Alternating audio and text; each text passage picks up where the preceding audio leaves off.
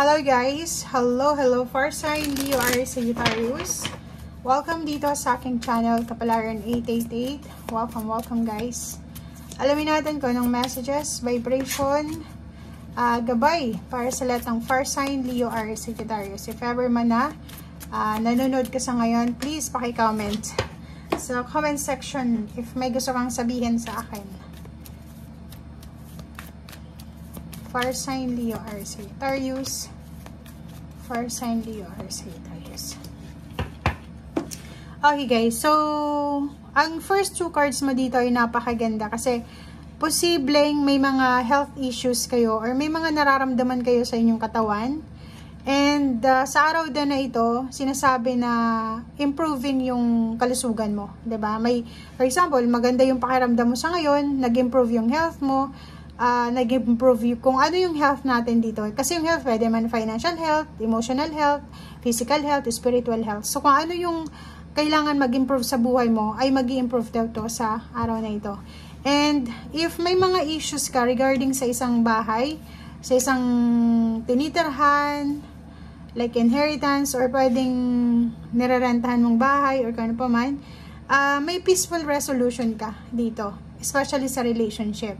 Like, for example, may gustong makipagrelasyon sa'yo, or may gustong magpakasal, or kung ano man to, na gustong ng taong ito, sa either babae siya or lalaki, kahit sabihin natin main male to, pero pwedeng babae din siya, kailangan mong maghanap ng peaceful resolution. Yung huwag kang magpadalos-dalos sa mga decision making mo, lalo na kung nagbebenta ka ng bahay, gusto mong magpa-renovate ng bahay, gusto mong magpatayo ng bahay, gusto mong lumipat ng bahay, or gusto mong mag-asawa, gusto mong magkipagrelasyon, gusto mong mag-business, make sure na kailangan natin ng peaceful resolution dito.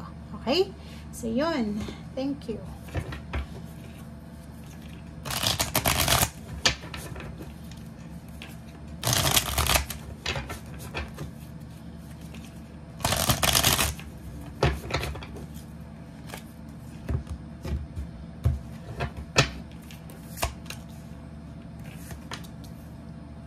Okay guys, so if ever man na sa araw na ito is medyo nagsiself-pity ka sa sarili mo, if ever man na hindi ka makatulog dahil sa mga problema mo, posibleng may isang tao dito na mag-o-offer sa'yo ng consolation, i-consult ka niya, and pwedeng a-advisean ka niya, bibigyan ka niya ng advice or kano pa man.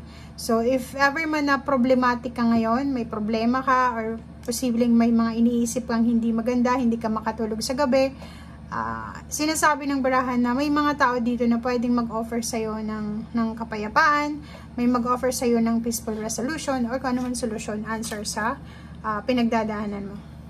Yung iba din sa inyo dito is posibleng busy sa araw na ito. Busy sila sa trabaho, yung iba naman is busy sa pagtitipid ng pera, busy sa pagka-calculate, kung magkano ba yung kailangan na ipunin, or magkano ba yung naipon na. So, nakikita natin yan. Ayan. Okay. Yung iba naman sa inyo dito, marami kayong kinakatakutan tungkol sa pera.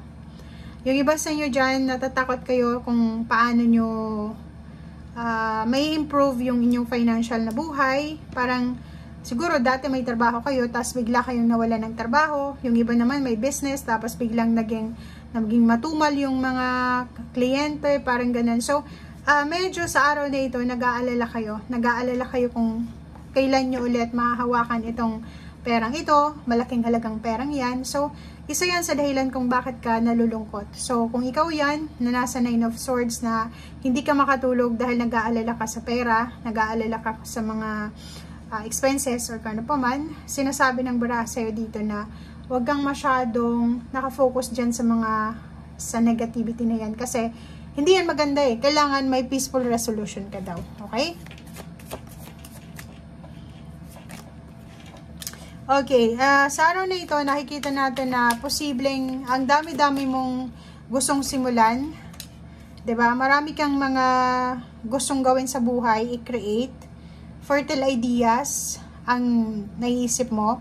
na pwedeng pagkakitaan. Ang dami mo din na choices na gustong pagpilian. So, makinig ka sa sinasabi ng intuition mo. Huwag kang magpadalos-dalos. Okay.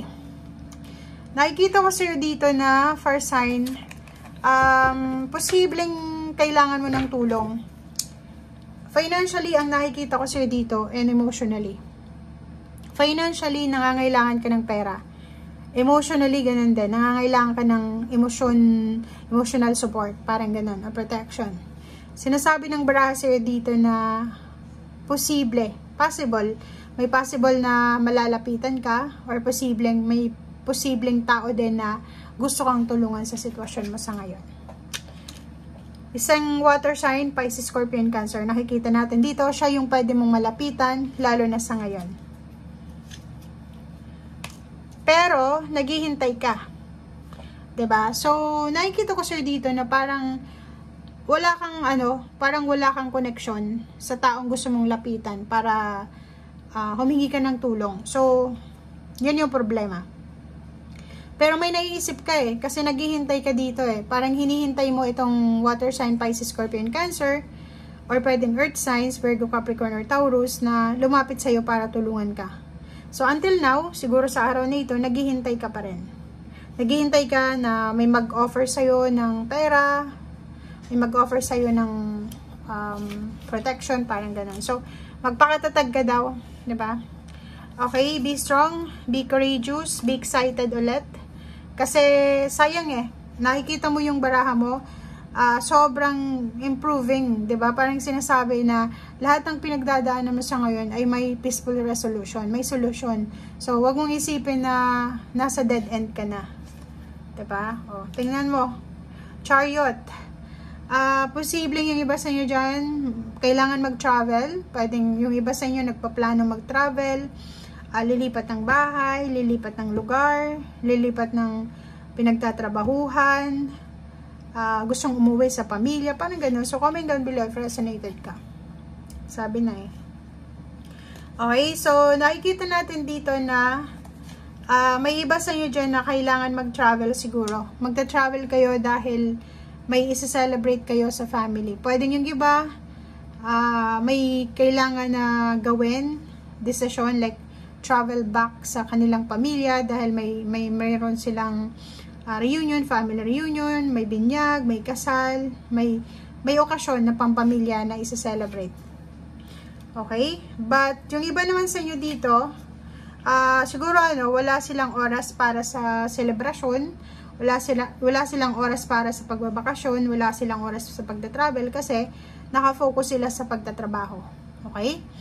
And, ang nakikita natin dito, may fire sign, Leo, Aries, Sagittarius dito na buo na yung desisyon niya Buo na yung desisyon niya na pasukin ang isang trabahong ito para sa pamilya. Para mabuo niya yung pangarap niya. May nakikita tayo dito gustong magpatayo ng bahay. May gustong mag-travel. May gustong mag-ipon ng pera. And at the same time, gustong makalaya sa mga financial and emotional stress nila. Okay, so thank you guys and see you again. Bye!